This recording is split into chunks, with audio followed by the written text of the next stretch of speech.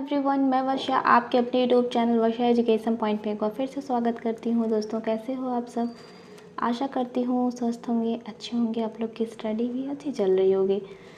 तो दोस्तों, आज की क्लास में हम लोग महत्वपूर्ण प्रश्नावली को हल करेंगे व्याख्या सहित। उम्मीद करते हैं दोस्तों अभी तक जितनी भी मैंने वीडियो आप लोग को प्रोवाइड किए हैं वो आप लोग अच्छे से पढ़ रहे होंगे और समझ रहे होंगे, और आप लोग के कमेंट भी आ रहे हैं अब, ठीक है। तो मुझे भी बहुत अच्छा लग रहा है। तो दोस्तों, ऐसे ही आप लोग अच्छे अच्छे कमेंट करते रहिए, और जो भी मैं प्रश्न पूछती हूँ उसका भी कमेंट बॉक्स में जवाब ज़रूर दिया कीजिए, ठीक है। तो आज का पहला प्रश्न है कि पद्मावत में उल्लिखित राजा रतन सेन कहाँ के राजा थे? ठीक है, पद्मावत में उल्लिखित राजा रतन सेन कहाँ के राजा थे? तो पहला ऑप्शन है चित्तौड़गढ़, दूसरा है बीकानेर, और तीसरा ऑप्शन है कुंभलगढ़, चौथा ऑप्शन है रणथंभौर।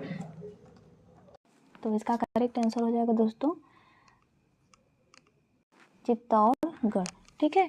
और पद्मावत रचना जैसा कि आप लोग को मालूम ही होगा, सूफ़ी कवि हैं मलिक मोहम्मद जैसी, उनकी यह रचना है, और सूफ़ी काव्यधारा के प्रतिनिधि कवि भी माने जाते हैं मलिक मोहम्मद जैसी, ठीक है। सूफ़ी काव्यधारा के प्रतिनिधि कवि पूछेगा तो बताना है मलिक मोहम्मद जैसी, और पद्मावत इनकी रचना है। और पद्मावत में जो राजा रतन सेन है वह चित्तौड़गढ़ के राजा थे, ठीक है। और एक क्वेश्चन और है दोस्तों, पद्मावत से बहुत ही इम्पोर्टेंट है कि जो ये पद्मावत है उसका यह एक बांग्ला जो अनुवाद है वो अराकान राज्य के मंत्री मगन ठाकुर ने 1650 के आसपास आमो उजाला नामक एक कवि से कराया था, ठीक है। आमो उजाला, ये बहुत ही महत्वपूर्ण तथ्य है पद्मावत से संबंधित, तो आप लोग जो है इसको याद रखिएगा। अगला प्रश्न है कि किस पाश्चात्य आलोचक ने हमारी मूल्यांकन संबंधी धारणाओं का संबंध मानसिक उद्योगों से माना है? ठीक है, पहला ऑप्शन है इलियट, दूसरा है क्रोचे, तीसरा ऑप्शन है अरस्तु, चौथा ऑप्शन है I.A. रिचर्ड। तो इसका करेक्ट आंसर हो जाएगा दोस्तों क्रोचे, ठीक है। क्रोचे का ही है अभिव्यंजनावाद। अगला प्रश्न है कि नई कविता और अस्तित्ववाद के लेखक कौन हैं? नई कविता और अस्तित्ववाद के लेखक कौन हैं? पहला ऑप्शन है हजारी प्रसाद द्विवेदी, दूसरा है रामविलास शर्मा, तीसरा है नामवर सिंह, चौथा ऑप्शन है अज्ञे। तो नई कविता और अस्तित्ववाद के लेखक हैं रामविलास शर्मा, ठीक है। नई कविता और अस्तित्ववाद के लेखक कौन है? रामविलास शर्मा है। अगला प्रश्न है कि बीसल देव रासो के रचनाकार कौन थे? पहला ऑप्शन है दलपति विजय, दूसरा है नरपति नाल, तीसरा है जगनीत, चौथा ऑप्शन है भट्ट केदार। तो बीसल देव रासो के रचनाकार हैं नरपति नाल, ठीक है। बीसल देव जो ये है रचना, ये जो है 4 इसके खंड थे, प्रथम खंड, द्वितीय खंड, तृतीय खंड और चतुर्थ खंड, और चारों खंड में अलग अलग जो है वर्णन किया गया है। प्रथम खंड में मालवा के परमार भोज राज की जो पुत्री थी राजमती के शाकंभरी नरेश बीसल देव के विवाह का वर्णन है। दूसरे में बीसल देव का राजमती से रूठकर उड़ीसा जाना, तीसरे खंड में राजमती का विरह वर्णन, चौथे खंड में भोज राज द्वारा अपनी पुत्री को वापस ले आना, बीसल देव को वहाँ से चित्तौड़ लाने का प्रसंग है।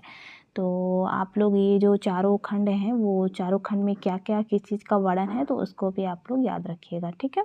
ये क्वेश्चन लेने का मेरा उद्देश्य यही था, बाकी तो ये सबको पता है नरपति नाल है, तो आप लोग एक बार अच्छे से रिवाइज कर लीजिएगा चारों खंडों को। अगला प्रश्न है कि भारतेंदु के अनुसार हिंदी का पहला मौलिक नाटक कौन सा है?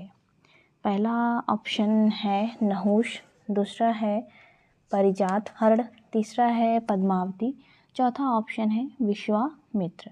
तो भारतेंदु जी के अनुसार हिंदी का पहला मौलिक नाटक है नहुष, ठीक है। नहुष जो है, तो आप लोग से मेरा यह प्रश्न है कि नहुष नाटक के मूल नाटककार का नाम आप लोग मुझे कमेंट बॉक्स में ज़रूर बताइएगा, ठीक है। अगला प्रश्न है कि गुड़िया भीतर गुड़िया किस विधा की रचना है? गुड़िया भीतर गुड़िया किस विधा की रचना है? पहला ऑप्शन है उपन्यास विधा, दूसरा है आत्मकथा विधा, और तीसरा है जीवनी विधा, चौथा है कहानी विधा। तो इसका करेक्ट आंसर हो जाएगा दोस्तों आत्मकथा विधा। गुड़िया भीतर गुड़िया, पहले तो आप लोग ये जानिए कि आत्मकथा विधा की है और इसकी रचनाकार हैं मैत्रेयी पुष्पा। ठीक है, मैत्रेयी पुष्पा।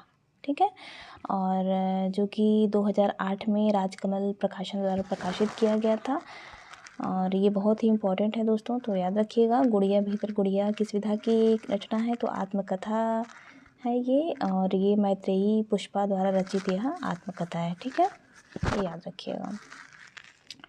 अगला प्रश्न है कि भय भी शक्ति देता है, किस काव्य संग्रह का है किसका काव्य संग्रह है। भय भी शक्ति देता है किसका काव्य संग्रह है। यह आधुनिक काल से ये प्रश्न है, ये बहुत ही इम्पोर्टेंट प्रश्न है। पहला ऑप्शन है नरेंद्र मोहन, दूसरा है उदय प्रकाश और तीसरा है जानकी वल्लभ शास्त्री और चौथा ऑप्शन है लीलाधर जगुड़ी। तो इसका करेक्ट आंसर हो जाएगा लीलाधर जगुड़ी। एक तो ये आप लोग जानिए कि लीलाधर जगुड़ी की काव्य संग्रह है भय भी शक्ति देता है, और इनसे संबंधित और भी एक इम्पोर्टेंट पॉइंट है कि इनकी काव्य कृति है, काव्य कृति का नाम है उस अनुभव के आकाश में चांद को। ठीक है, अनुभव के आकाश में चांद को। ठीक है, अब अनुभव के आकाश में चांद को 1997 ईस्वी में साहित्य अकादमी पुरस्कार प्राप्त हुआ था। मोस्ट इम्पॉर्टेंट है किसको, लीलाधर जगुड़ी को। ठीक है, ये दोनों आप लोग पॉइंट याद रखिएगा। अगला प्रश्न है कि सदियों का संताप किसकी रचना है। सदियों का संताप किसकी रचना है। पहला ऑप्शन है बालकृष्ण शर्मा नवीन का है, दूसरा ऑप्शन है जयप्रकाश कर्दम, तीसरा है ओम प्रकाश वाल्मीकि, चौथा ऑप्शन है मोहनदास नैमिषारण्य। तो इसका करेक्ट आंसर हो जाएगा दोस्तों ओम प्रकाश वाल्मीकि। सदियों का संताप ओम प्रकाश वाल्मीकि द्वारा रचित दलित काव्य रचना है जो कि 1989 में प्रकाशित हुई थी। ठीक है, और बाकी अगला प्रश्न है कि आत्मजयी किसकी रचना है। तो आत्मजयी किसकी रचना है। पहला ऑप्शन है धर्मवीर भारती और दूसरा ऑप्शन है सच्चिदानंद हिरन वात्सायन अज्ञे, तीसरा ऑप्शन है कुंवर नारायण, चौथा ऑप्शन है श्री नरेश मेहता। तो आत्मजयी किसी की रचना है। आत्मजयी ये है कुंवर नारायण की रचना। ठीक है, आत्मजयी के साथ साथ इनकी और भी 2-3 इम्पोर्टेंट रचनाएं हैं जो भी मुझे याद आ रहा है मैं आपको बता दूं, जैसे कि चक्रव्यूह।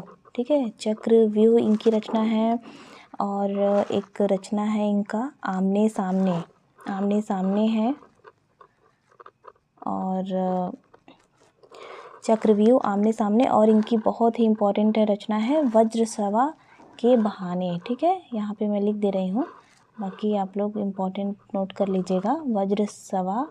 वज्रस्रवा के बहाने, यह 2008 में प्रकाशित इनकी रचना है। ठीक है, आत्मजयी बहुत इम्पोर्टेंट है जो कि बार बार पूछता है, और चक्रव्यूह आमने सामने और वज्रस्रवा के बहाने। ठीक है, अगला जो है क्वेश्चन है कि संघ की राजभाषा हिंदी और लिपि देवनागरी होगी, संविधान के किस अनुच्छेद में इसका उल्लेख किया गया है।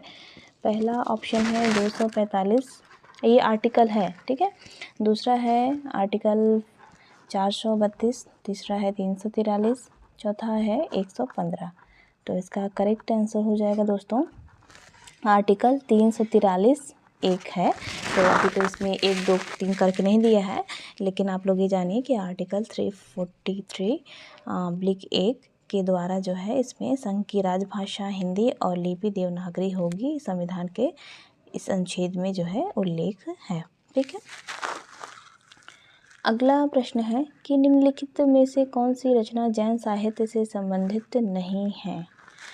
पहला, ये मतलब चारों ऑप्शन अपने आप में बहुत ही महत्वपूर्ण है, इसके रचनाकार भी। पहले तो इसको हम प्रश्न सॉल्व कर लेते हैं फिर बात करते हैं। तो प्रश्न देखते हैं हम लोग कि निम्नलिखित में से कौन सी रचना जैन साहित्य से संबंधित नहीं है। पहला ऑप्शन है चंदन बाला रास, दूसरा है श्रावकाचार, तीसरा है भारतेश्वर बाहुबली रास, चौथा ऑप्शन है संदेश रासक। ठीक है, वैसे तो ये आदिकाल से संबंधित प्रश्न है, बहुत ही इम्पोर्टेंट है, इसलिए मैंने लिया हुआ है। तो इसका करेक्ट आंसर हो जाएगा दोस्तों संदेश रासक। संदेश रासक जो है जैन साहित्य की रचना नहीं है। बाकी श्रावकाचार, चंदन बाला रास और भारतेश्वर बाहुबली रास तीनों जैन साहित्य की रचना है। ठीक है, और अगला प्रश्न सॉल्व करते हैं हम लोग कि भारतेंदु हरिश्चंद्र द्वारा संपादित पत्रिका का सही नाम बताइए। पहला ऑप्शन है बाला बोधिनी, दूसरा है बाला प्रबोधिनी, तीसरा है बाल प्रबोध और चौथा है बाल विनोद। तो बता दूं मैं आप लोग को कि भारतेंदु जी ने 3 पत्रिकाओं का संपादन किया था। पहली पत्रिका थी इनकी कवि वचन सुधा, जो कि 1868 ईस्वी में प्रकाशित थी। दूसरी थी हरिश्चंद्र मैगजीन, ठीक है, हरिश्चंद्र मैगजीन जिसका प्रकाशन वर्ष है 1873। और तीसरा था जो कि ये ऑप्शन दिया हुआ है बाला बोधिनी। ठीक है, और बहुत लोग को कन्फ्यूजन होता है, बाल प्रबोधिनी लगा देते हैं, तो आप लोग ये बारीकी याद रखिएगा। ठीक है, कि क्या है बाला बोधिनी, ना कि बाल प्रबोधिनी। बाला बोधिनी जिसका प्रकाशन वर्ष है 1874। ठीक है, तो कौन कौन सा है, कवि वचन सुधा, हरिश्चंद्र मैगजीन और बाला बोधिनी। क्लियर। अगला प्रश्न है कि ढोला मारू रा दुहा किस क्षेत्र का लोकप्रिय लोक भाषा काव्य रहा है। पहला ऑप्शन है महाराष्ट्र, दूसरा है उत्तर प्रदेश, तीसरा है राजस्थान, चौथा ऑप्शन है गुजरात। तो इसका करेक्ट आंसर हो जाएगा दोस्तों राजस्थान। ठीक है, ढोला मारू रा दुहा किस क्षेत्र का लोकप्रिय लोक भाषा काव्य है, तो यह जो है राजस्थान की जो है अत्यंत प्रसिद्ध लोक गाथा है।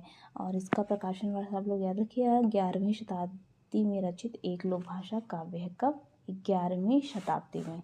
ठीक है, और इसके जो रचनाकार हैं वो कौन है, कुशल राय। ठीक है, कुशल राय। अगला प्रश्न है कि तुलसी की भक्ति किस प्रकार की है। तुलसी की भक्ति किस प्रकार की है। पहला ऑप्शन है सख्य भाव, दूसरा है माधुर्य, तीसरा है दास्य और चौथा ऑप्शन है वात्सल्य।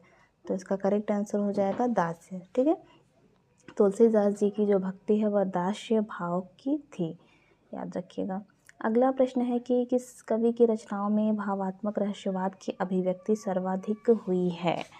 पहला ऑप्शन है मलिक मोहम्मद जैसी, दूसरा है तुलसीदास, तीसरा ऑप्शन है अग्रदास, चौथा है माखनलाल चतुर्वेदी।